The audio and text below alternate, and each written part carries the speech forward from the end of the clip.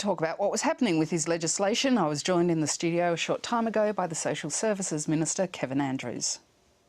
Kevin Andrews, welcome to Capitol Hill. Thank you. You told the Parliament this morning that the government had had success, but it's success, isn't it? Because the Labor Party has supported you. What we've been doing is negotiating with all the parties in the Senate. We took the view that we would start with any measures that the Labor Party would support, and that bill that went through the House today represents those measures. Now, there are other measures which we are now continuing to negotiate with the other parties. Matthias Cormann, the Finance Minister, told me yesterday that there was a measure, the Axing the Seniors supplement, that he said, in his words, the Greens had indicated they are happy to support. But the Greens have told me this morning that they have made no agreement to get the bill through. Is there still a big question mark over what is, I think, $1 billion worth of change? We're continuing to talk to the Greens, as we are with the other crossbenchers. The reality is there's a variety of measures in these bills, and there's particular interest from particular senators in certain measures and others in other measures. So that's one of the reasons why we decided to split the bills the way that we've done, reintroduce them, so that we're not getting, one senator supporting one measure but somebody else not supporting it, and in the end getting nowhere. So we just have to deal with the Senate that we confront. But Matthias Cormann was reasonably confident, saying the Greens would be happy to support it, but they aren't yet, are they? I'm continuing to support, I should say I'm continuing to talk to all the senators, including the Greens, and we will continue to do that. But as I've said, it's no point in me trying to provide a ball-by-ball description as to what's going on in terms of discussions. It's important that we go into these discussions, as I've been doing, in good faith with all the senators who are involved, and that's what I'll continue to do. You said, you told a press conference, you're packaging these bills in a way that may make them more attractive to discussions in the future. Now, the budget was in May. It's now October. You've had months to convince senators, but you haven't done so yet. Well, the government's had a whole range of measures, and we've been treating them one at a time. So the time came around for me to work with the senators in relation to these bills. That's what we've been particularly doing over the last couple of weeks. So there's no time frame on this. Negotiations really only begun on these measures, which are worth billions of dollars of savings, only begun in the last couple of weeks? We had preliminary discussions with the crossbenchers, but then you get to a point until a bill is in the Parliament, and the reality is until something's being decided in the Senate, then senators tend to be concentrating on other matters, particularly with the new crossbenchers. And I'm not being in any way derogatory about that. I'm just saying there's a lot of legislation, and people are tending to treat it as it comes to the Senate. We're dealing with it that way. Can you name one non-government senator who supports your proposal for a 6-month wait for the dole?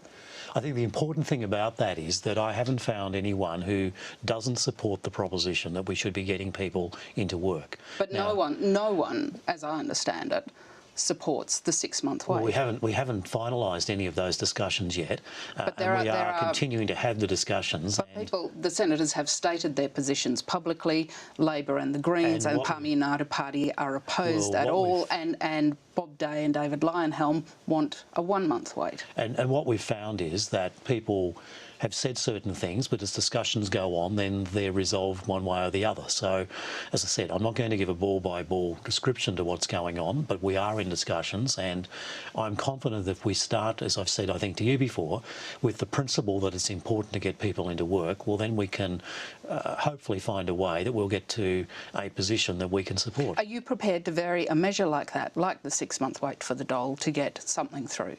It's the government's proposition that's on the table at the moment. Now, if somebody comes along and says, look, how about this or that or something else, then we, in good faith, will have that discussion with them, and that's the purpose of this. Are you prepared to consider that change? Look, I'm not going to go into any particular change because I don't think it's very helpful for this process for me to be discussing broadly, publicly, what particular permutations or combinations there may be. But we're having discussions, and that's just realistic in the current political environment with the makeup of the Senate. There has been some reporting about whose idea that proposal was. Was it your idea? It's the government's idea. So you're quite happy with it? Look, obviously there's a whole range of discussions that go into putting a budget together, and we have those discussions. Every government has those discussions. At the end of it, the government adopts a budget.